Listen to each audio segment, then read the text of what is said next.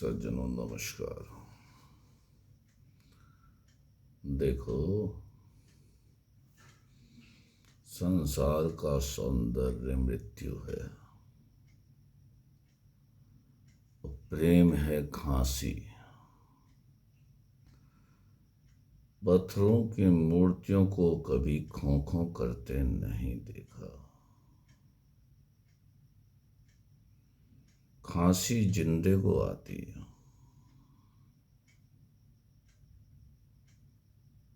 आइए अब इसको गहराई से समझते हैं, इस सूत्र को।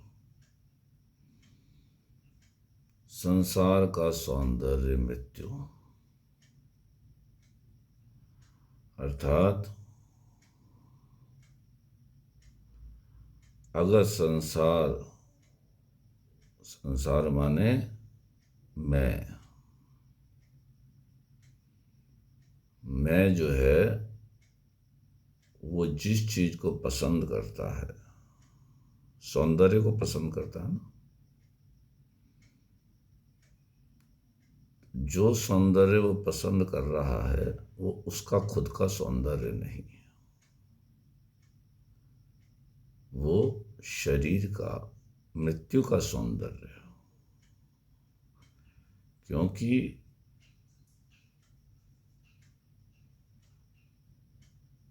संसार का हर सौंदर्य, हर चीज मृत्यु की तरफ जाती है।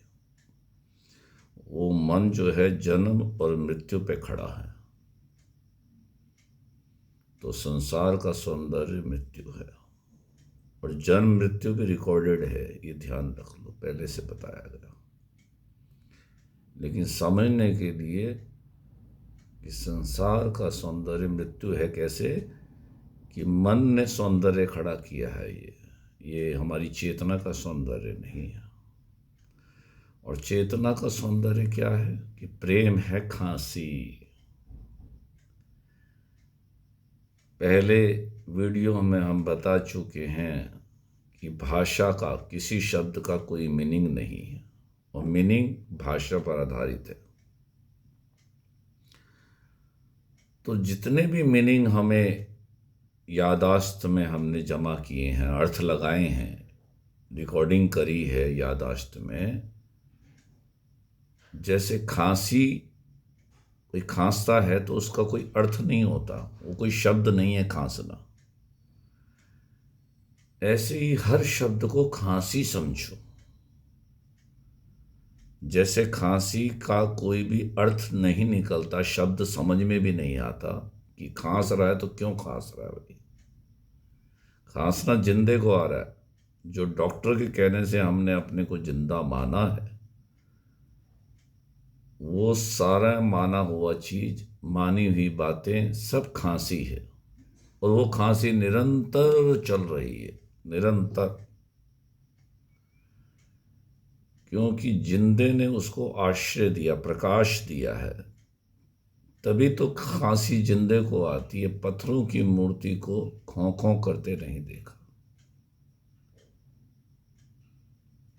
तो संसार का सौंदर्य पत्थर की मूर्तियां हैं, लेकिन वो खांस नहीं सकती, वो मरी हुई है। ऐसे ही संसार की जितनी चीजें, मरे हुए का हिस्सा जिंदा कैसे हो सकता है। तो अगर हम जितनी भी बकबक है और जो मैं रूपी आवाज है, जितने नाम हैं, जितने रूप हैं, सबको खांसी समझ लो। और खांसी, जब अर्थ समझ में कोई खांसी का आएगा ही नहीं, सबको खांसी समझते जाएंगे, तो वो मन अपने आप अपनी जगह पर आ जाएगा, खांसना बंद कर देगा और हमारी चेतना प्रकट हो जाएगी। क्योंकि हमें कुछ चेतना को पता ही नहीं है कि क्या बोल रहा है, क्या बक रहा है, वो क्यों क्यों खांस रहा है और क्या खांस रहा है। खांसना उसका व्यर्थ है, उसके पास प्रश्न है, उत्तर नहीं है। ये उत्तर दुनिया ने ही हमें दिए हैं, उसके बाद प्रश्न पैदा हुए। दुनिया ने जो प्लानिंग दी है, दुनिया ने जो उधार ज्ञान दिया है ना, सारा जैसा हमने हाँ में हाँ मिलाया बचपन से लेकर आज तक। तो ये उधार ज्ञान उत्तर है समझो, और प्रश्न हमारे बाद में पैदा हुए कि वो भगवान है, आत्मा है, ये है, वो है, सारा भविष्य इसने खड़ा किया। तो ये खांस रहा है भाई, जितना उधार ज्ञान है वो खांसना है। खांसी खांसी है, वही एक खांसी दूसरी खांसी थी, खांसी निरंतर चल रही। उस खांसी को सुनो भाई, खांसी का अर्थ नहीं है, कोई मीनिंग नहीं है ना। तो वो जिंदापना जो वास्तविक है वो प्रकट हो जाएगा अभी अभी। मन अपनी जगह पे आ जाएगा, उसका खांसना बंद हुआ और हमारा जिंदापन प्रकट हुआ। कैसे? कि जैसे भगवान कृष्ण का जन्म हुआ जेल में, तो पहरेदार सो गए, इंद्रिय रूपी पहरेदार सो जाएं और अहंकार रूपी कंस को पता न चले, तो कृष्ण का जन्म हो जाएगा। जब इंद्रियां जानकारी देती हैं ना कंस को, पहरेदार जानकारी देते हैं ना, कुछ पैदा हुआ है, तो अब जब सबको ही खांसी मान लिया, किसी का अर्थ ही नहीं है, तो कौन पैदा होगा बताइए? कोई पैदा ही नहीं होगा। और कंस को कौन बताएगा? जब कोई जन्म ही नहीं हुआ तो बताएगा कौन? तो कंस भी मर जाएगा और पहरेदार भी सो जाएंगे, और जिंदे का कृष्ण का जन्म हो जाएगा, जिंदे का जन्म हो जाएगा। अब बहुत आसान तरीके से मैंने आपको बात बताई है। अभी अभी अनुभव कर लिया कि जितनी भी रिकॉर्डिंग है सब खांसी है, उसका कोई अर्थ नहीं है। हम जिसको पसंद करते हैं उसका भी कोई अर्थ नहीं है, जिसको न पसंद करते हैं उसका भी कोई अर्थ नहीं है, और मैं खुद हूं, मैं का भी कोई अर्थ नहीं है। वो भीतर से एक हमने व्यक्ति को स्वीकार किया, एक व्यक्ति मान रखा है, व्यक्तित्व दे दिया भीतर से। वहाँ कोई व्यक्ति मौजूद नहीं है, एक व्यक्तित्व दे दिए कि कोई व्यक्ति है, अपने को अलग मानते हैं। तो प्रभु से, उस चेतना से अभिन्न होने पर चेतना का ज्ञान होता है, और शरीर संसार नाम रूप और आवाज़ों से अलग होने पर, यादाश्त से अलग होने पर, शरीर संसार से अलग होने पर उस शरीर संसार का ज्ञान होता है। तो भाई कहने का तात्पर्य यह है कि सजातीयता को पाओ। सजातीय माने जिससे हमारी जातीय, नित्य और आत्मीय एकता है। भय तो दूसरे से होता है, और ये दूसरा कौन है? ये ठग है, मैं। ये मैं रूपी ठग है भाई, इसको हमने अपना मान लिया। अब इसके पास ज्ञान तो है नहीं, ये तो एटम बम है। जैसे एटम बम ने ये नहीं कहा कि मैं निर्दोष जापानियों में नहीं गिरूंगा, वो तो गिर गया। और जिस विज्ञानवेता ने एटम बम बनाया, तो उसकी बुद्धि ने रोका नहीं कि तू मेरा दुरुपयोग क्यों कर रहा है। दुरुपयोग सदुपयोग जानता ही नहीं वो तो एटम बम है।